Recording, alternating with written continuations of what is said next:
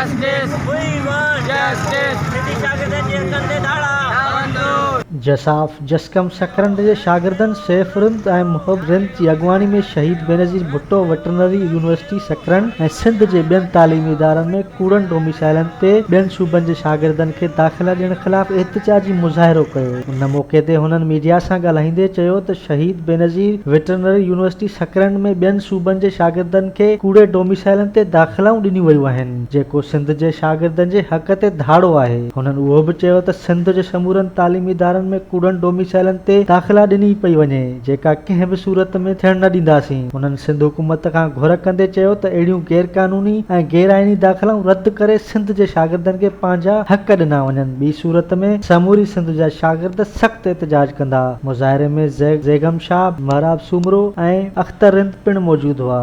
Report Mushtaq Solanki, VNS सकरन। 1971 1971 जी आइन जे मुताबिक़ त सिंध जो डोमिसाइल उहो शख़्स ठाराए सघे थो जंहिंजे पीउ जी पैदाइश बि सिंध जी हुजे ऐं उहो उन जा अबा ॾाॾा सिंध जा रहायशी हुजनि, उन जे अबे जी पैदाइश सिंध जी हुजे, उन जो ई सिर्फ़ु डोमिसाइल सिंध जो ठही सघे थो।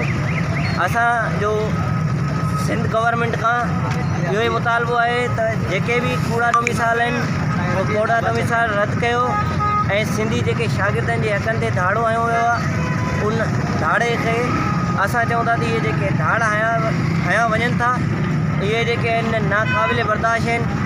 असां चऊं था त इहो जेको सिस्टम हली रहियो आहे इन सिस्टम खे ख़तमु कयो वञे। जी